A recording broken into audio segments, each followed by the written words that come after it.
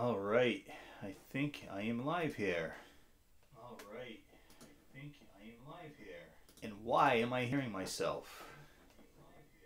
And why am I hearing myself? Hang on a second, whoever's watching.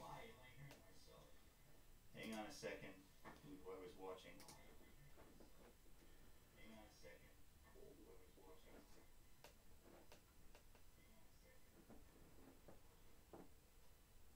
Hmm.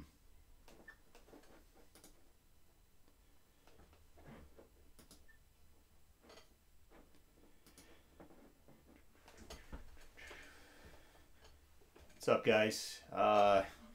Having a little bit of audio problem here. For some reason, my voice is coming back through my speakers when it should not be doing that.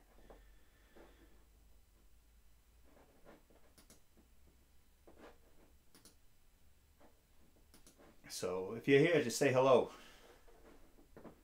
Use the chat.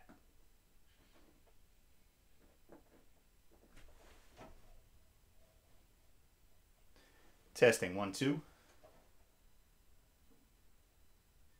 Testing. I don't know why that's doing that. We've got a few people watching now. I'm just trying to work out some kinks here with the audio part of this whole thing. Not sure what's going on, so just bear with me. That's the. Let's try this.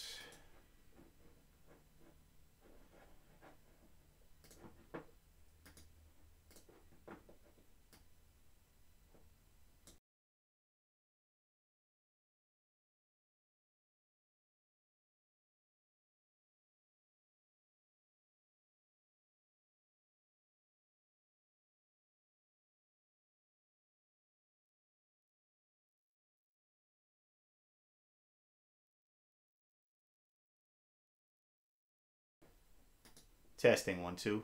Hey, if you guys can hear me, just leave something in the chat. If you can. Let me know if you hear this guitar. The problem I'm having, and I'm not sure why, is that I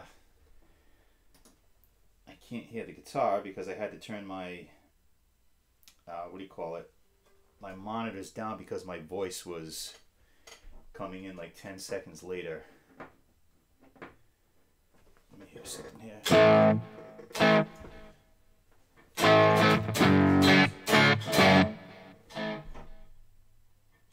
Yeah, see that? Coming in 10 seconds later. All right, I think I know what the problem is. Hang tight here, guys. Hang tight. I know what the problem is. If my computer were any slower. All right, let's try this. Check, 1, 2, 1, 2. I am not hearing myself. And I can hear the guitar. Cool. So who is here? We got a few people on right now. Who is here?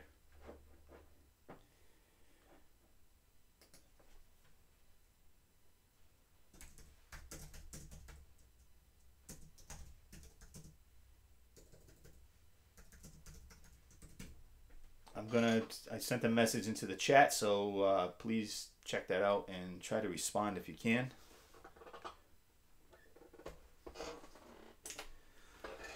I have my Helix on the floor next to me here. That's why I'm bending down. Sorry about that.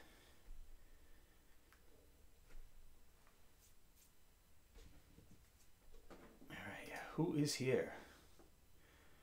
There are people watching, but nobody's saying anything. So let's not be shy here. Let's go. Come on.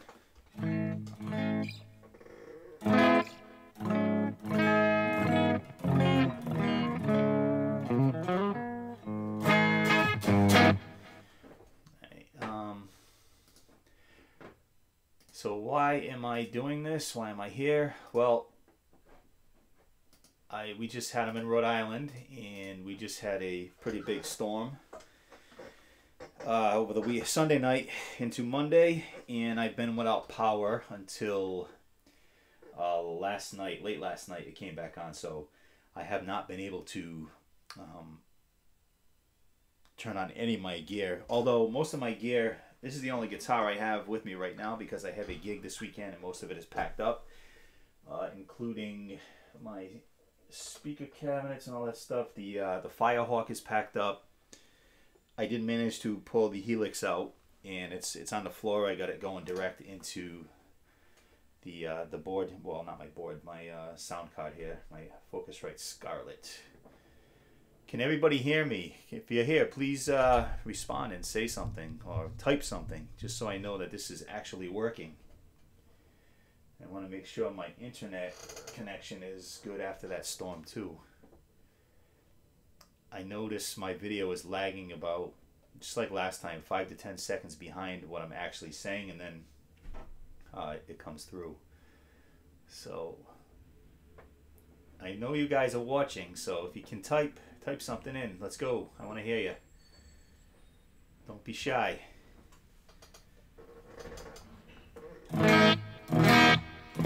This guitar is a little funky. It's been sitting. It has been sitting in a case for about a week now, and I used this 2 shows ago, and it's time to change the strings, and it does not want to seem to stay good for me, but it's the only guitar I have with me at the moment. The oops, I got a crack there. Didn't even notice that. So what's going on?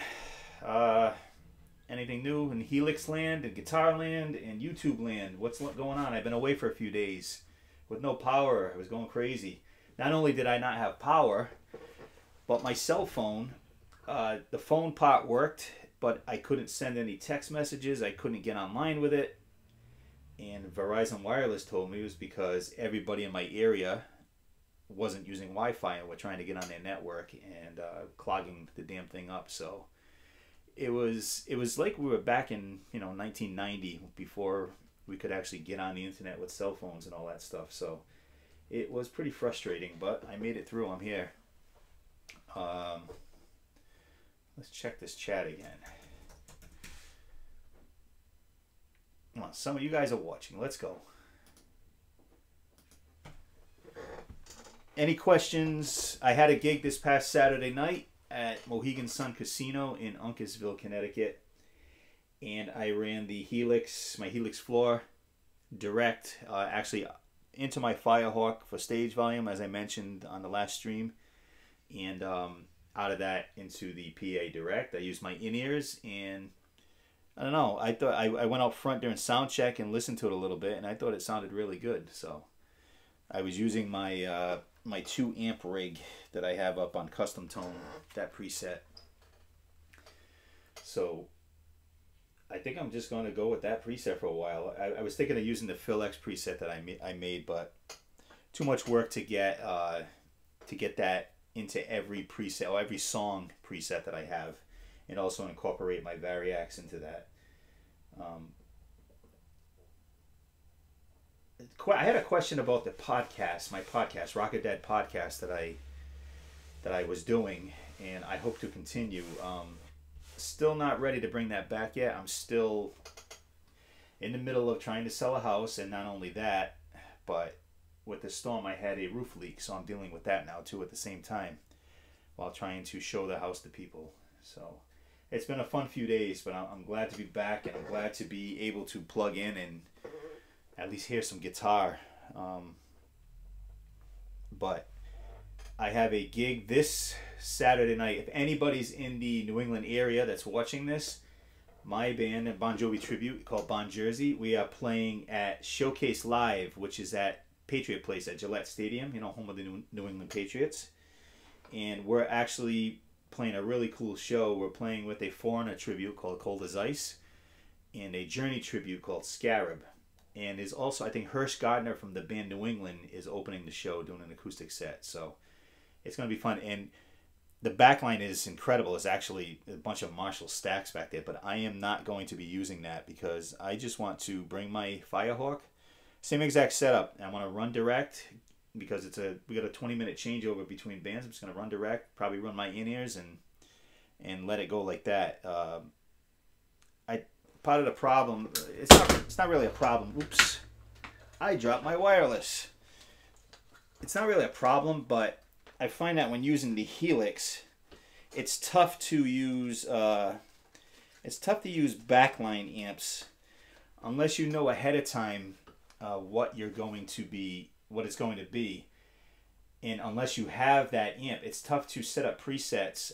I mean, 4-cable method is easy to set up, but it's tough to set up presets where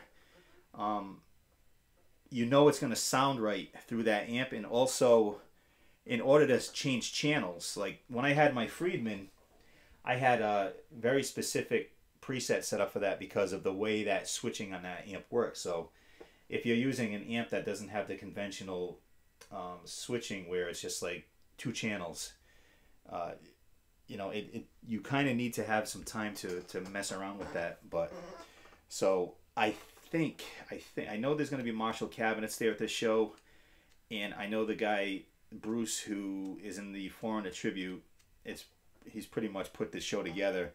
He's loaning all the backline. He plays EVH amps. I know that'll work because I had a 5153 at one point, but I don't have those. I don't think I have those any of that saved anymore, and I really don't want to get there and you know, try to use the amps on stage with the Helix running effects and 4-cable method, and then have an issue happen. And there's just going to be no time. So I am going to just use my Helix Direct.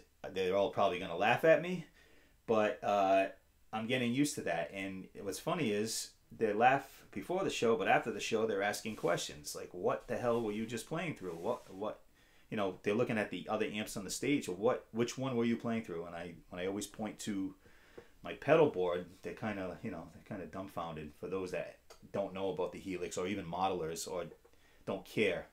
And we got more people coming on here to watch, so I wish you guys would say hello. Say hello in the chat if you are watching, so I know you're here. Do you even see the chat? Maybe that's the question I should be asking. I can see it, so I hope you guys can too. Someone had asked me about this guitar before, not in this chat right now, but maybe if they're here, or maybe they'll watch this at some other point when it's up on YouTube later. But this is my ESP, even though it doesn't really say ESP, it says it on the back. My ESP SA2, which is the Richie Sambora. This is the made in China version, because the actual version that he played probably cost around $2,000, and this guitar was relatively cheap, $500-600, even $700 new. But I got it in on a trade with a friend of mine for an Epiphone Les Paul, and he had upgraded, I believe it's the bridge pickup, he upgraded it to a Duncan Pearly Gates. And he also added, what do you call this? A trem setter behind the Floyd, licensed Floyd here. So it kind of pulls up a little, but it doesn't. I don't really like that. I don't like floating tremolos. But this guitar actually, for as cheap as it is, actually sounds relatively good. And I was using it in the Bon Jovi tribute for the longest time.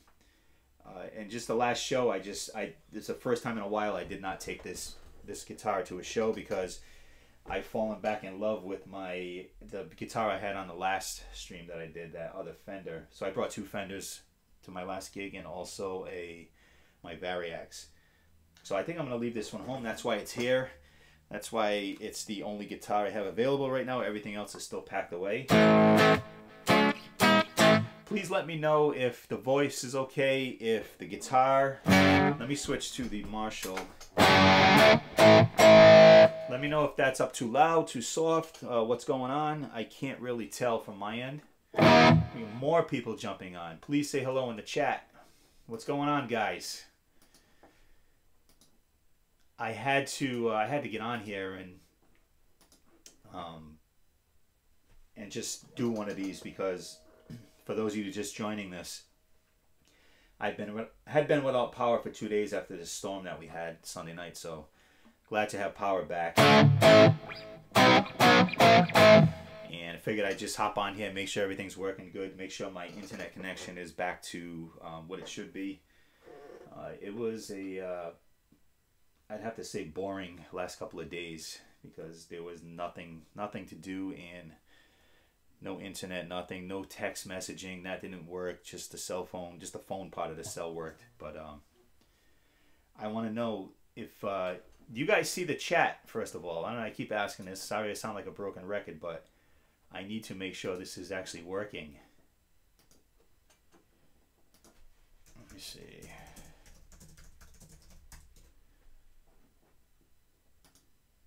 Let me see if this will work.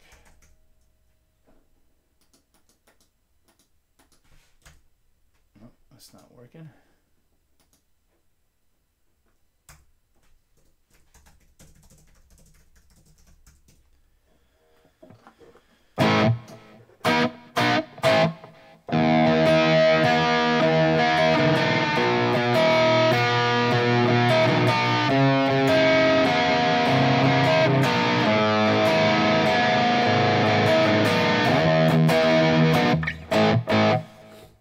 His guitar is actually staying in tune. You can hear it starting to waver a little bit, but that's all right. I'm gonna try to do another one of these streams at a better hour. I know it's 1 o'clock in the afternoon East Coast time here, but as I said last time, this is the best. Usually the best time for me because I have the house empty. Besides my little dog that's down in another room sleeping. He works hard, you know, he's over there sleeping, but give me a shout out if you are watching, please. I feel like I am talking to myself, and I know I'm not because I can see a number of people are on here watching, so give me some sign of life, guys. Give me some sign of life. Any of you guys from the Helix forum on Facebook, or the Friendly Gear Freaks, or just my YouTube followers, subscribers. Let me know. Where are you coming from? I'm not going to stay up on this too long. I just want to make sure everything was working again.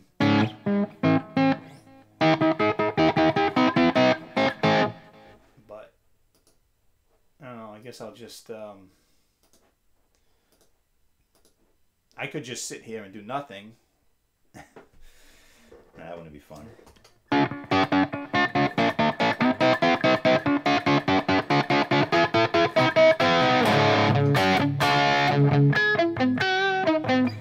I love wingers, you can tell. Reb Beach is the man. But I love a whole ton of different guitar players. There was never one guy. I mean, I was stuck on Eddie Van Halen for the longest time, like most of us, but nowadays I'm still stuck on those guys in the 80s because I thought that was the era for guitar playing. I mean, there are a lot of great guys now, a lot of, as far as new guys, I can't even really name any that really excite me or inspire me to play. It's just not the same. I don't know what you guys think. There's a question for you. Let me know. Chat it. Do something. Little do you know that I can see through this camera and I can see you. You know, Big Brother's watching. I'm watching you guys. I know you're there. So please, I'm wondering if this chat thing is just not working because last time people were writing and typing.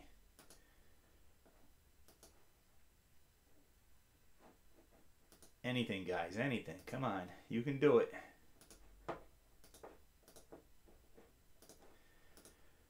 Also, I feel like I got a little bit of a cold, so I may sound a little funky right now.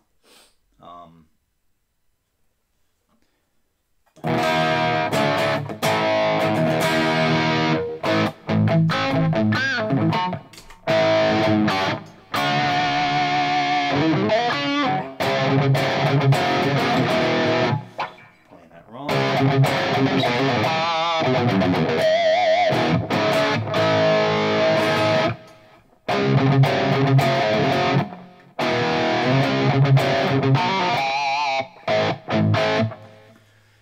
Hey, Eddie is here. I knew he wouldn't let me down. What's up, Eddie? How are you? All right, so Eddie was the brave one. You know, that actually typed into the chat. So let's see if anybody else does. And I know he's not the only one here. So what is going on, Eddie? Good to, well, not good to see you. Good to see your text or your chat. Cool. Very good. I'm doing much better after the crappy weather that we had. Now it's just, weather just doesn't, it's never a good one for anything. It would have been good if my roof didn't leak, but, you know, as Bill Belichick always says, it is what it is. So I've got to deal with that now. We've got a roof guy coming today to give me some kind of estimates on a few things, but could be worse, right? So, you guys want to know anything? You have any questions? You have any, I don't know. If I was to do, Eddie's asking, if I was to do another tribute band, what would it be? Well, funny you should ask that. I actually, while I was doing Bon Jersey, I was doing, this was probably 3-4 years ago, I was doing a Def Leppard tribute too. And it was more, I wouldn't say a tribute, like none of us had the look for Def Leppard, but it was a hell of a lot of fun, and I would definitely do that again. You know, me and the other guitar player, his name was Neil. We just split up the guitar parts. We didn't. It wasn't like, well, you have to play all Phil's parts and I have to play all Steve Clark's parts.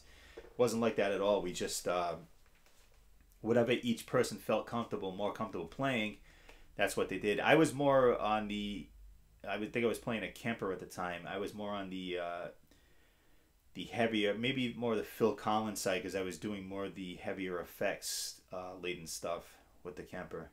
But that like I said, that was a lot of fun, and that's definitely another band that I would you know, if I stopped doing Bon Jovi, which I don't see an end in sight at this point, but if I stopped doing that, I would probably go right to Def Leppard.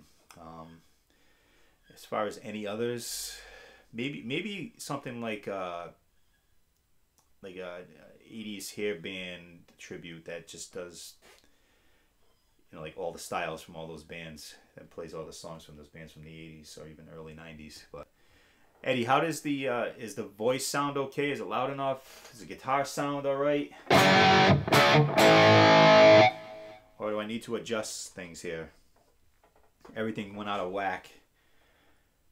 Foreigner, yeah, I don't know if you were here earlier, but I'm playing with a Foreigner tribute band this Saturday night, and also a Journey tribute.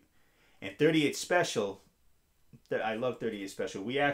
My band actually does, in the middle, the breakdown section of Bad Medicine, after the solo, we usually break it down and we do a bunch of covers, or pieces of covers, and we do, alright, cool, the levels sound good.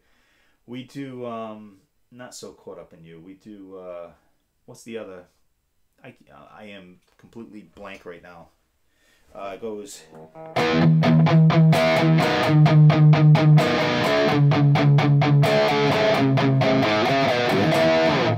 The heck is that song? Oh,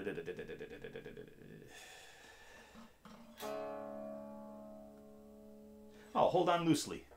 We do Hold On Loosely. We do some of that. We actually do AC/DC. We do Neil Young. We've done Journey. We've done what else? Was that a piece of UFO song? Eddie is in South Carolina. Yeah, I do remember that. We haven't gotten down there. We've gone down as far as Mississippi. We've played in Biloxi, the Hard Rock Hotel and Casino. That was a blast. I would love to go back there, but we've never been to South Carolina. So Eddie, if you know of any venues that, you know, bring in traveling bands, you know, touring bands that are decent size, usually clubs.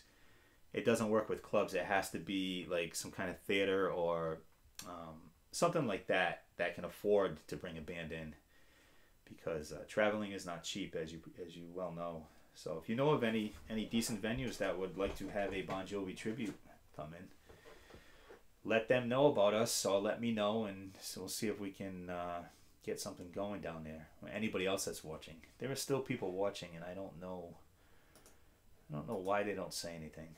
Oh well.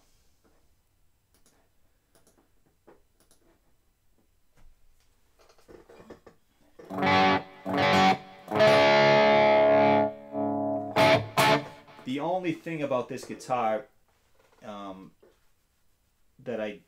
not that I don't like, that I would change on it if I could, is the cleanup. It's better on my Strats. When you want to get a little clean, you just turn the volume knob down. This is more of my rock guitar. Let's see here. Eddie, the lead singer of Boston, Tommy DeCarlo, lives near me. He's from Indonesia. Does a lot of. Oh, is that Eddie? Is that the guy that worked at a Home Depot?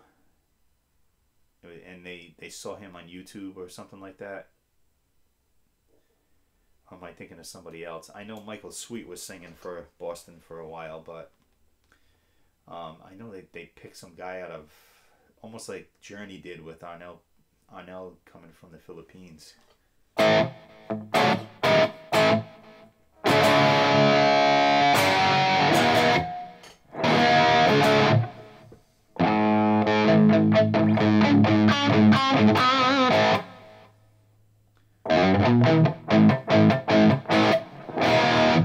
It's so hard to judge, if I got too much low end going through this, or if it's. I do probably like more bass on my guitar than probably a lot of other guitar players. I hate really thin sounding guitar tone. Myrtle Beach, Charleston, and Hilton Head are our tourist areas. And yes, Tommy worked at Home Depot. Alright, so that's the guy I'm thinking of. Yeah, that guy has crazy good voice. And good for him for just getting noticed like that and getting to tour with a band like Boston. I don't even know what I would do if I got a call from somebody saying, hey, I saw your YouTube video. Can you think you might want to come and fill in on tour? Of course I'd say yes, but I don't know. That'd be kind of weird, I think. But it hasn't happened, so I don't have to worry about it. I get people all the time saying, why didn't they contact you when Bon Jovi contacted you when they needed someone to replace Richie or fill in? It's pretty simple. Number one, Phil X is unbelievable and has proven himself time and time again, even before he was in Bon Jovi. Secondly, I don't think Bon Jovi would want to take someone that plays in a Bon Jovi tribute band that has, similar look to Richie Sambora and also has the same name, Rich. So that's the simple answer. I just don't think they would ever do anything like that, because I get people all the time saying you should have been the replay. No, they're doing fine the way they are. Now, of course, I would have jumped at the opportunity, but I don't think it would never happen anyway. So, and then going off the name thing, here's a funny story, and I think I've told this before on some interviews, but when we play our live show, Joe, our singer, will call me Richie on stage, and so you'll get people that that don't know us, that haven't seen us before. After the show, will come up, say hi, shake hands, and I thank them for coming, and they'll be like, "So, what is your real name?" And I'll be like, "Rich. My name's Rich." No. We know, that's part of the show. He's calling you Richie, because you're playing that part, but. And I'll be like, no, that is actually my name. I've actually had to take out my driver's license a few times to show people that is my name. It just worked out that way. I never thought I would be playing in a Bon Jovi tribute. I did an original band for years, and never ever. And I didn't hate cover bands. I just didn't think I'd ever want to do anything like that. But as you get older, it came down to I set an age limit for myself. I said, probably when I was around 30, I said, you know what? If I hit 35, 36, and this whole original thing hasn't worked out, and I'm not, the band's not signed, and we're not touring and anything like that, when I hit that age, that's it. I'm going to be done with that. And that came true. I hit the age, and I said, you know what? I started filling in for a Bon Jovi tribute, and had a blast doing it, and actually made some money. So the guys that are you know, and I used to be one of them. The guys that put down tribute bands and cover bands, you know, the 100% originals.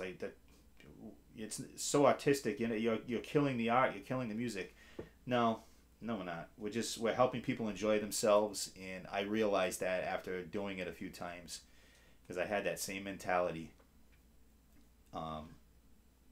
And all those years doing the original band, I went broke doing an original band because you have, as you know, you're playing in front of like nobody usually. A lot of places you would have to pay to play. Then you have to buy gear and you have to, you know, restring and do all this, and you know the money has to come from somewhere, so it comes from your pocket. So guess what? When I started doing the tribute band stuff, I started making money, and as I was able to start buying gear with band money, or with the money I was making from the band. I didn't have to rely on my regular job to get some, you know, if something broke and I needed it right away, I had money from the band. So I don't regret one minute switching from originals to doing tributes or cover. Not to say I still don't do original music. I do. I put out a CD a few years ago. It's on my website, shameless plug, richandantonelli.com. And actually, I didn't make any money off that because that money, proceeds from that sales or downloads, goes to Hasbro Children's Hospital here in Providence, Rhode Island. It's to benefit the Crohn's disease research. So I still do original music. I just, now at this time in my life, I don't have time to keep up with that. Too busy with my kids, my family, you know, playing in the band. And we're not one of those bands that plays every Friday and Saturday night or even tours a lot. But it keeps me busy enough. So let's see, what do we got up here? Eddie, yeah, tribute bands keep the music alive because the original bands break up, get older, stop. Yeah, tribute bands are a blast, Eddie, I'm telling you. I never thought I would see the day where I'd be doing it. I'm going on 11 or 12 years with Bon Jovi, and before that I was doing another Bon Jovi tribute just here in Rhode Island called Crush, which was more of a Bon Jovi cover band because we weren't really going for the look back then. But I got recruited by Bon Jovi, and I've been in the band since and gotten to play a lot of really, really, really cool cool venues and just things I never would have played, you know, if I had stayed with my original band. The original band did okay. We toured here and there. We got out as far as Cleveland, Ohio a couple of times, but nothing like playing in the tribute band. And the funny thing about the tribute bands, most of them, is that nowadays ticket prices are just crazy. They're just insane. So we're like an alternative, and you do have to do it right, because if you don't do it right, then no one wants to see that. But we're an alternative for the people that can't pay $300 to go see their favorite band. They can come see us for $10, or if we're playing in a casino, it's usually a free show for the customers. So it just gives that alternative. And I've had people come up after shows that didn't like Bon Jovi and would come up and say, you know what, I came here with my friends. I'm not a Bon Jovi fan at all, but you guys are making me want to go out and buy at least the Greatest Hits album, because we played all the songs, we played them well, and we kind of helped Bon Jovi sell CDs, and I'm sure that happens for a lot of the tribute bands out there, not just Bon Jovi tribute bands. Eddie, what is Eddie saying? Played all varieties, leaning towards 80s rock metal. Yeah, Eddie, that's what I like, 80s rock and metal. That's it. I like pop. Let me play something here. I don't know how this is. Let me see.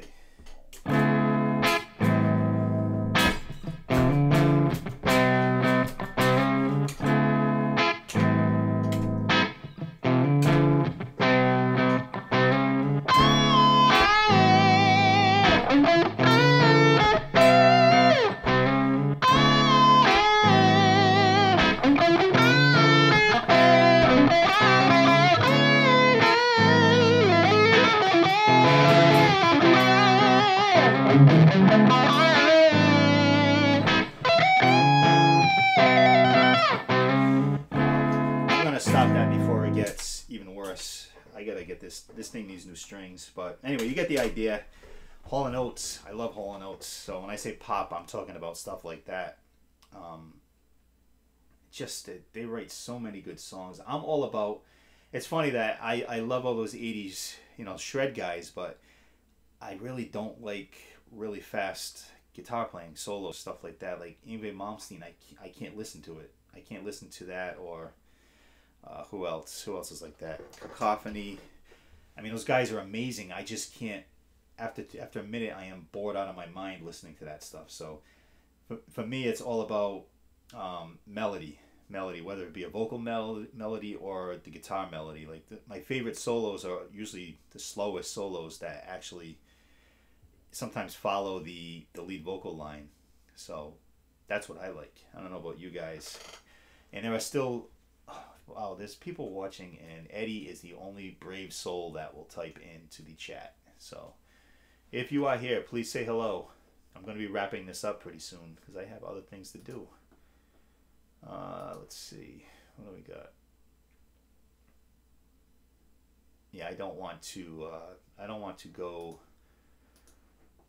too much longer playing because this guitar needs some work. It's hurting my ears when I...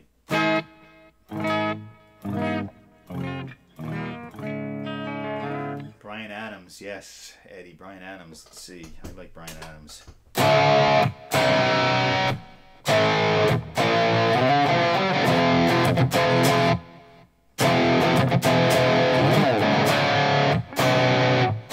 Bryan Adams is great. What's that other one? Let me switch to the other.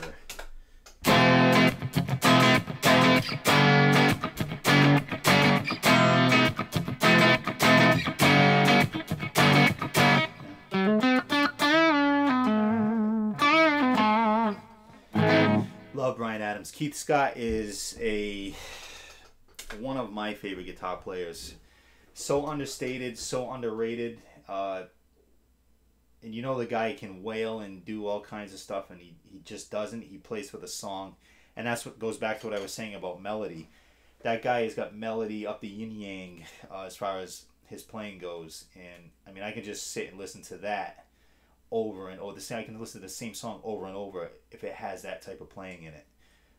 Whereas, like I said before, it just, the fast stuff just, it's cool. Like, wow, I wish I could do that, but after a while it gets boring to me. And what did you say? Sammy Hagar, too.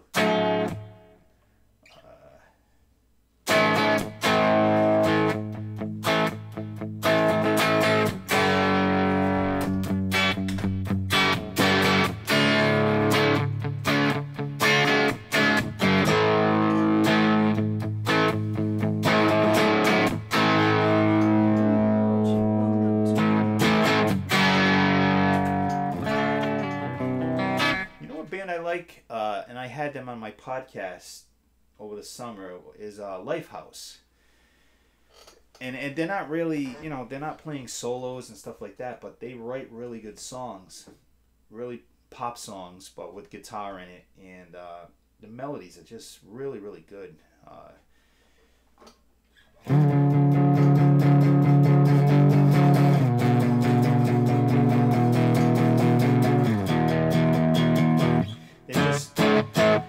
Really good band. Check them out if you haven't. You've probably heard of them, and you probably, if you're into heavier stuff, you probably kind of pushed them aside. And I did that at first, but listen to the songwriting. The songwriting is really good for Lifehouse.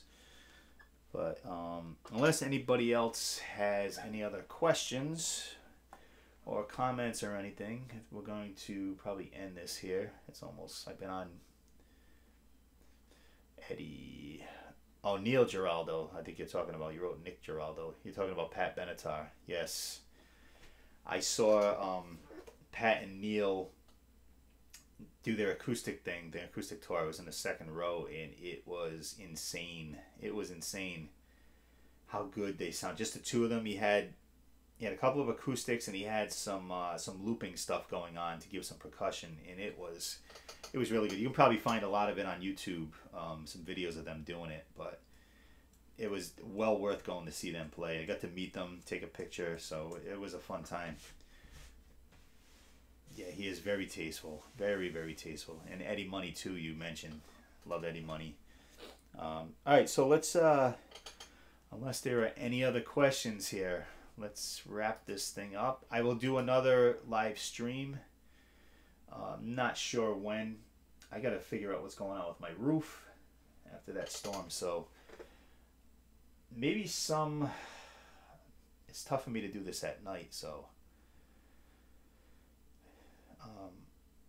I'll find a date and I'll try to... I know I usually... Like today I gave like a 30-minute or 45-minute heads up, I should say, for this stream. So I need to kind of plan one maybe a day in advance or a couple of days in advance so I can get more people on here. But I'm really surprised I've gotten a good amount of people watching. Just Eddie is the only one today that's chatting. And you're welcome, Eddie. Thank you for coming by again. So hopefully I'll see you again soon. So until I figure out my schedule, I'll leave it at that. And again, if anybody that is watching this or is going to watch this once this goes to YouTube as a download or a stream, it's not live anymore. If you're in the New England area, more specifically near Foxborough, Massachusetts, my band Bon Jersey is playing at Showcase Live at Gillette Stadium, Patriot Place, home of the Patriots. I know I got to keep doing that every time. This Saturday night, which is November 4th, we go on at 8 p.m. Then there's a Foreigner tribute called Cold as Ice after us, and then there's a Journey tribute called Scarab. And Hirsch Gardner from the band New England is opening the show with an acoustic set. It's just, we played with these guys before, and it's just a blast. Every band plays like an hour, and you basically playing the hits. So everybody there, even if you're not a follower of the other band, everybody there is, you're going to know the songs, whether you like that tribute band or you like the band that they're paying tribute to or not. It's funny, I said I'm going to wrap this up, and now we got even more people jumping on. I'm still going to wrap this up unless somebody else comments or asks a question in the chat. Anybody there? Just had like 2 or 3 people jump on right as I was ending this. So if you guys want to ask a question or say hello, do it quickly because I'm going to shut this off in a minute.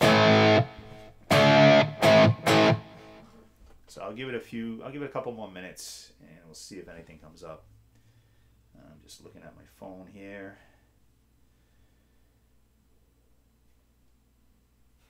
It doesn't look like anybody is as brave as Eddie.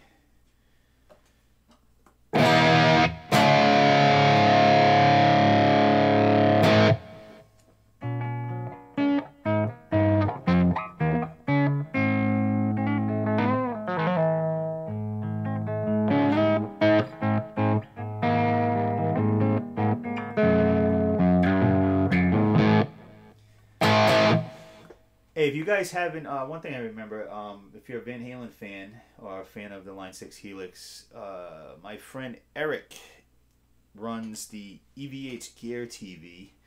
I don't know if he was watching this today or not. He might have checked in, or if he does check in, give a shout out.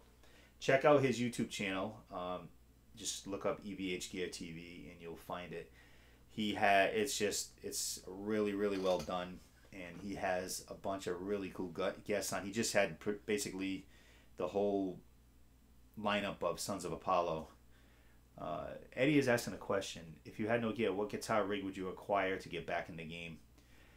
I would probably go back to my tried and true, and I might have mentioned this on the last stream, the Marshall JCM 2000 DSL 100 head. That seems to be the head that is easy for, number one, easiest to acquire.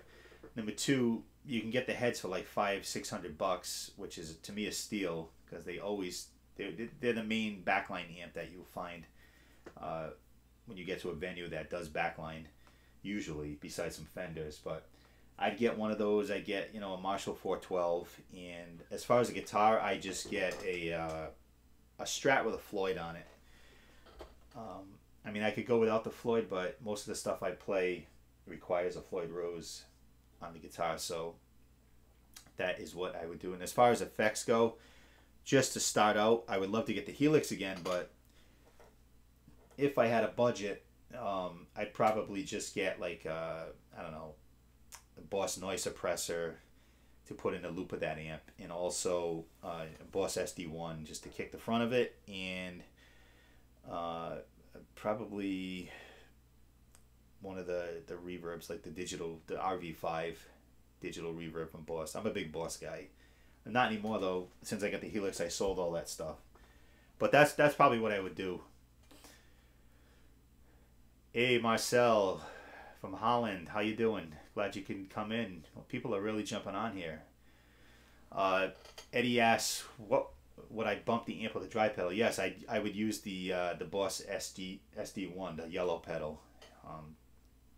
Tube screamer, same kind of thing, but I've always used the SD1 and had really good success with it. Now with the DSL 100, it is a 2-channel amp, as you know, green channel, red channel. I rarely ever used the red channel. It was a 1-channel amp for me, and I always kept the crunch switch engaged, and that would give you like an AC/DC style crunch tone.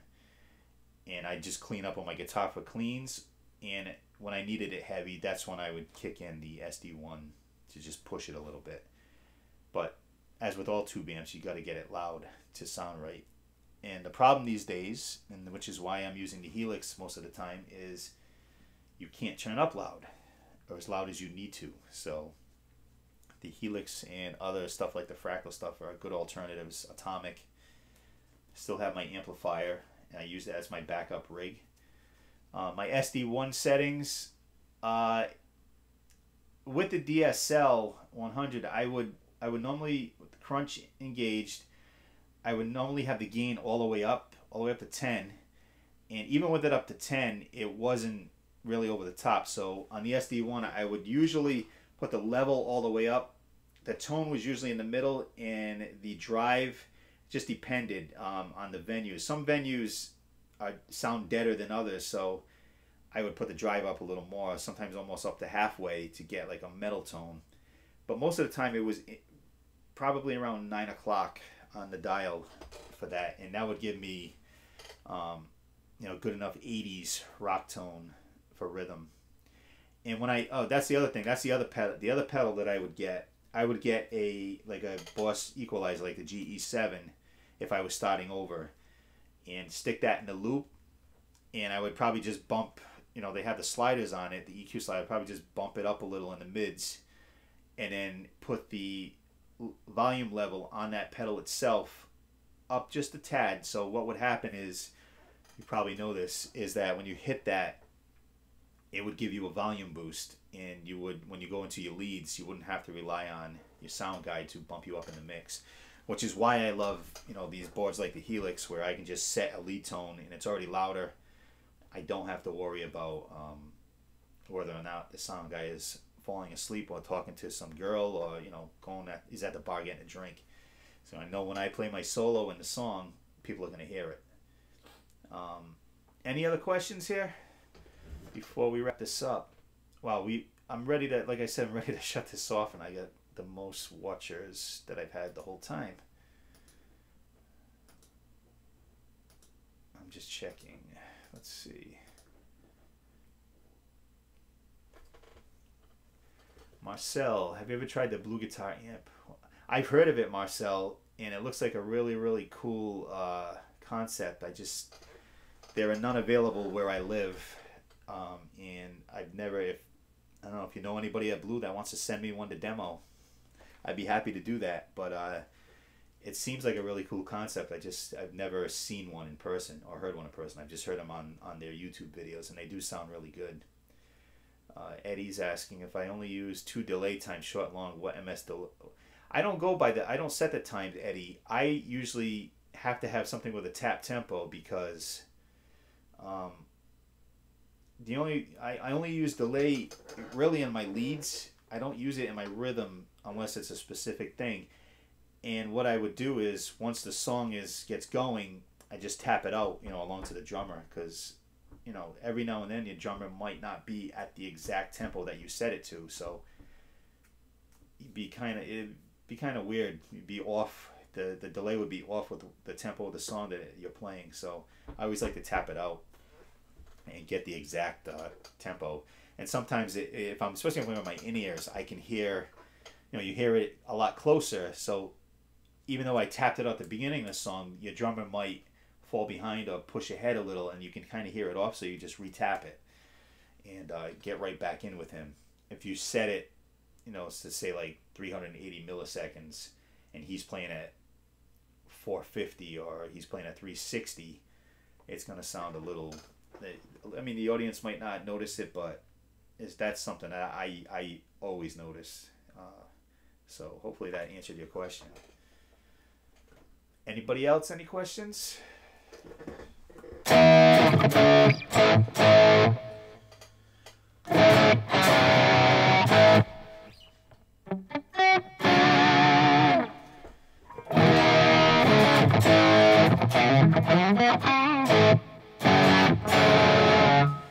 Don't mind me, I'm just playing a lot of nonsense here.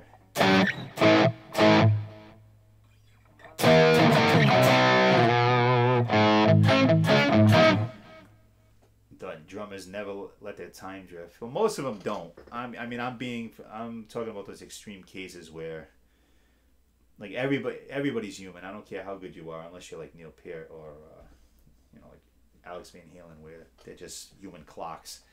But yeah, I mean, it's very rare that I have to re-tap that tempo once I do it once the first time. But it has happened. And like, same thing, if say you're doing a jam, you're just jamming with people, and you're not used to that drummer, and you have your stuff with you, your pedal board, and you're used to playing, you're doing covers, like the standard covers everybody knows, and you're used to playing at a certain speed, but that drummer plays at another speed. That's just an easier way to get that tempo right on your delays.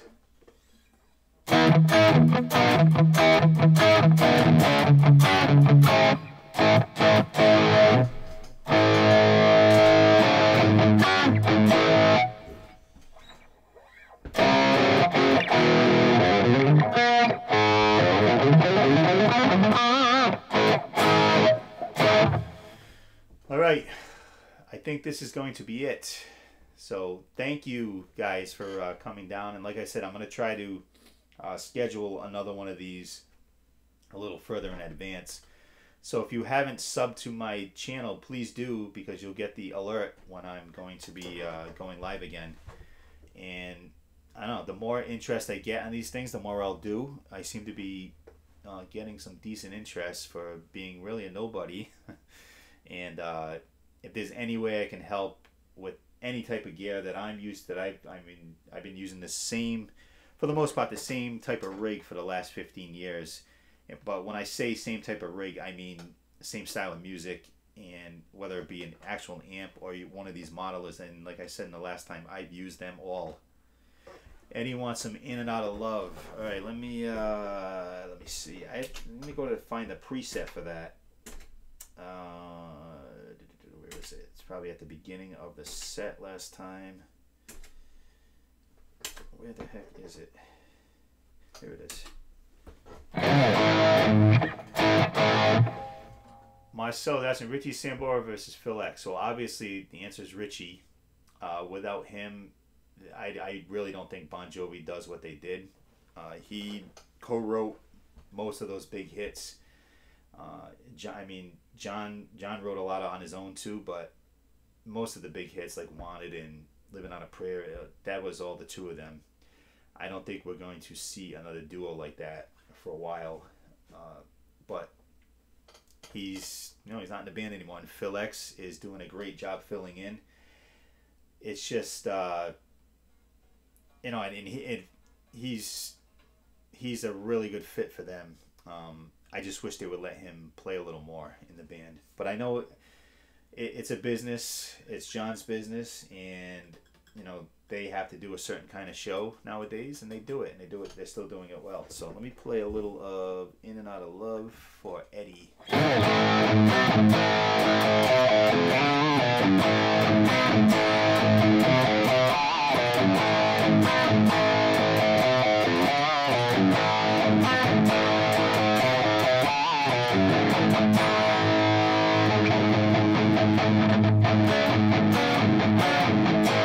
Yeah, I play it a little bit different. It's funny because when I was first learning the Bon Jovi stuff, I don't like learning from the record. I like going onto YouTube and watching how these bands how they do it live.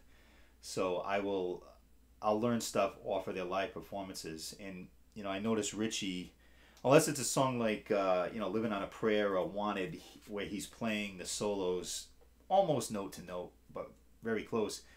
He will do what he wants as far as in the live setting. He will hit the key notes that you need, the key melodies in the solo, but then he'll do, he'll change it up a little bit, and that's the way I approach it. I don't even know if in some of these songs that we play live, I've actually like "Blaze of Glory." I'll do my own version of a solo. I don't do Jeff Beck's. I don't do Richie's live one. I don't do Phil X's live one. I do my own thing. So it's kind of cool. I don't have to. People ask me, well, you've been doing it for 11, 12 years. Don't you get sick of playing those same songs over and over? Not really, because like I said, in the solos, I kind of can throw in my own things here and there. And also, when you're playing, I could see if we were playing in front of nobody every time we played out, it could kind of, be getting sick of this. But we play in front of some really good crowds and enthusiastic crowds and, sold out shows and stuff like that. And when you go into, when the talk box comes in for "Living on a Prayer" and you hear those people, it's like playing that song for the first time. So, yeah, I mean, I can't complain about it. I'm lucky to be playing in a band like the band I'm in and playing these type of shows that I'm playing and able to make a little money from it. And it's just I can't complain about any of that stuff. So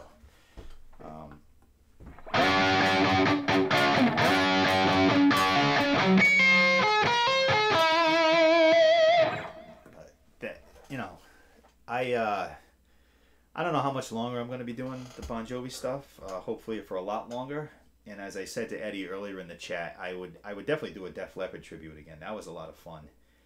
Especially, like I said, I love melodic guitar playing, and Def Leppard is all melodic for the most part, and the backing vocals, and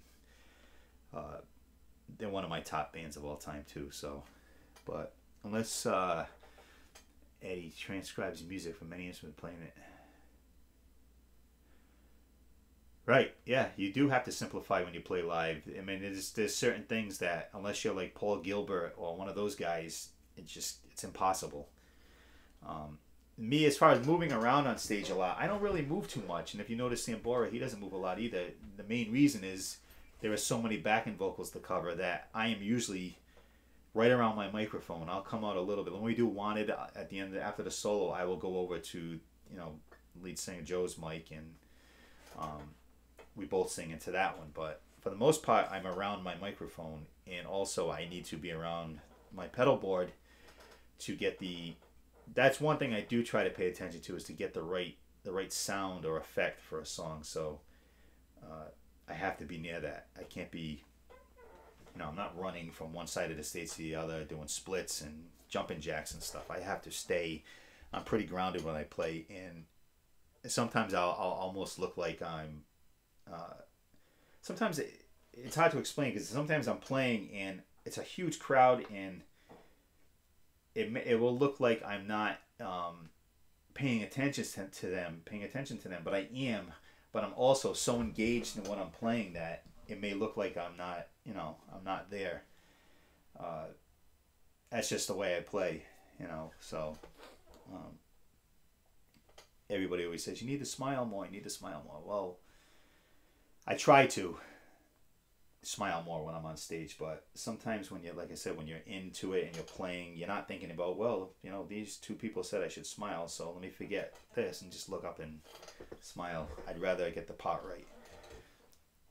Yes, yeah, Eddie. I've gone through phases where I could care less about the effects, if they're right or not, as long as I have a good tone. And I'll see you later, Eddie. Maybe next time on the next stream. Thank you. But yeah, I've gone through times where I just had an amp and a couple of pedals and that's it. But I just find that people are paying to see a Bon Jovi tribute. They want to kind of hear the songs as close to what they're used to as possible. So I like taking the time and building presets that maybe the actual amp tone is not exactly from the record, but the effects that they would hear. You know, like the octave effect in You Give Love a Bad Name or Never Say Goodbye, or the rotary effect in Always. Stuff like that I like to pay attention to.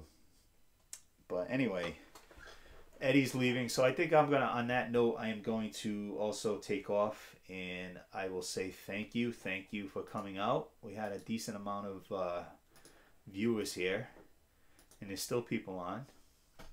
Thank you, Marcel.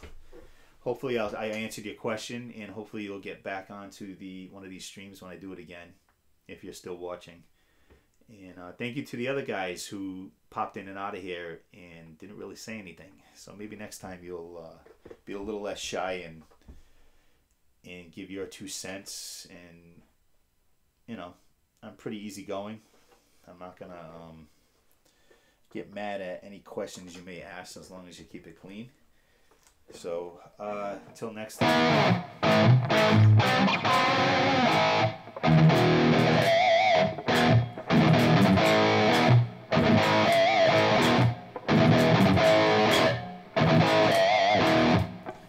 And thank you too, Marcel.